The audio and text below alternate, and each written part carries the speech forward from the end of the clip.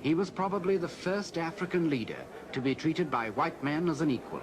Now, in his old age, he's practically the incarnation of the history of our time.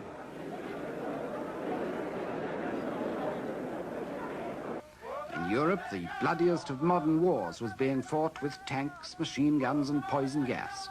But here, the centuries rolled back as if to King Henry at Agincourt, or Richard losing his crown at Bosworth Field.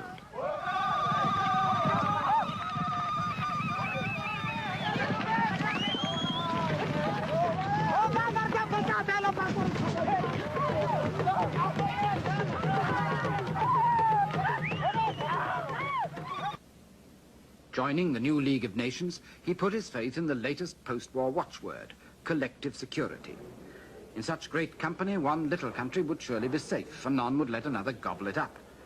Instead, he hoped that all might compete in helping him to modernize his country and make it worthy of its place in the League. To extend his foreign contacts, he toured the European capitals. In London, the Times described his arrival as an historical event.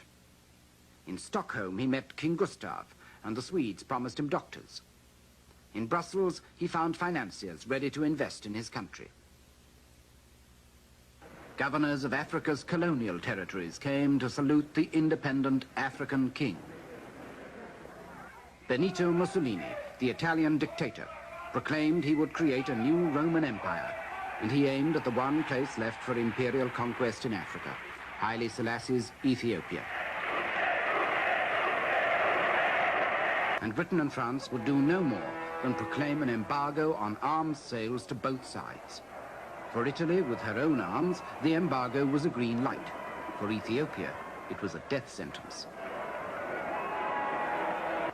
But for Haile Selassie, the final betrayal came at the League of Nations. Pierre Laval, the French foreign minister, and Sir Samuel Hoare for Britain, proposed to hand part of Ethiopia to Mussolini. Appeasement had triumphed.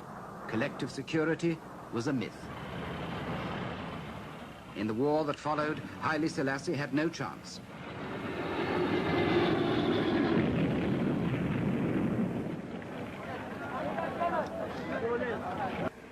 Ladies and gentlemen, the second speaker on the list is His Majesty the Negus Haile Selassie.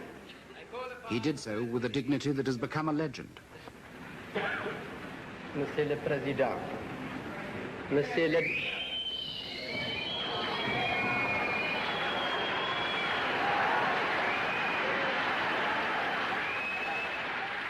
The jeers of fascists in the gallery did not stop him. I am here to claim justice, he said. What reply shall I take back to my people? There was no answer, and there could be none. The League was dead. So, said the Emperor, it is us today, it will be you tomorrow. He created a network of tiny airstrips that broke down the isolation of the interior for the first time.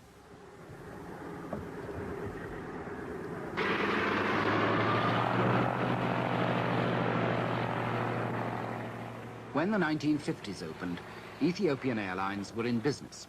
It was Haile Selassie's first major accomplishment in modernizing his country. Ethiopia's past for the first time came to the aid of the present and made Haile Selassie and his capital the focus of Africa's new hopes. As almost the only independent African ruler after the war, Haile Selassie provided a symbol of self-respect for black men just emerging from white rule. The wind of change had come to Africa.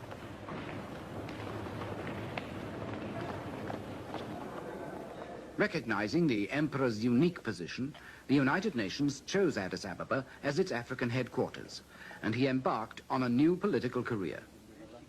The age in which we live, Your Imperial Majesty, is an age of paradox. In his brand new Africa Hall, Haile Selassie presided at innumerable meetings of his new revolutionary colleagues. He became the great African father figure, the great African peacemaker, in the Congo, in Biafra, in Morocco and Algeria. It was a strange apotheosis for the King of Kings.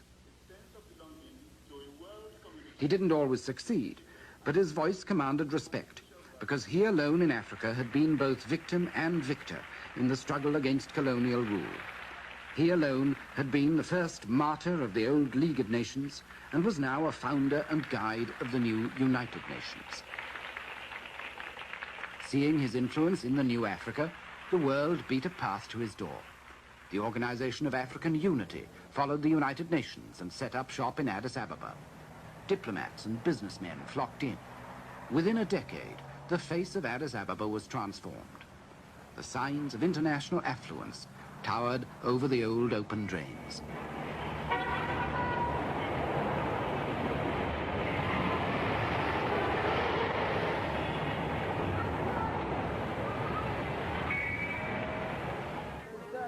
With the bankers and diplomats came foreign money and foreign aid.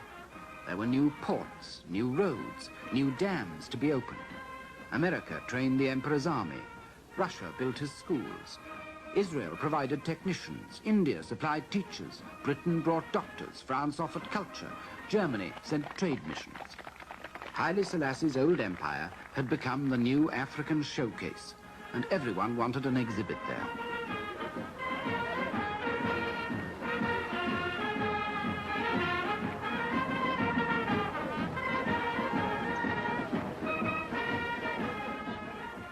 Today, Haile Selassie is besieged by foreign delegations hoping to catch his ear.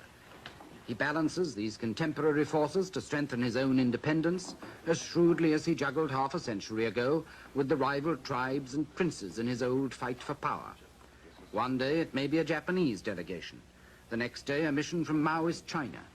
It doesn't matter what political persuasion they are, they all see Haile Selassie as an essential link to the rest of Africa.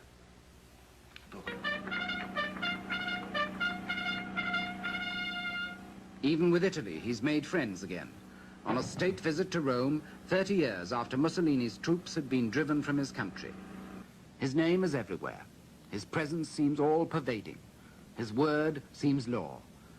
In his old age, it looks as if Haile Selassie has routed all his enemies at last, to emerge supreme, as if the all-wise and benevolent Lion of Judah has prevailed.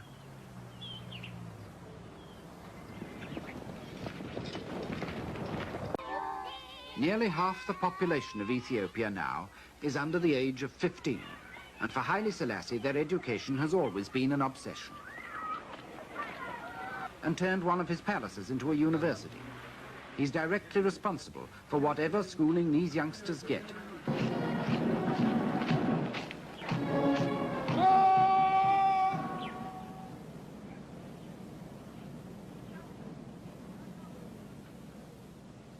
Haile Selassie is a lonely man now.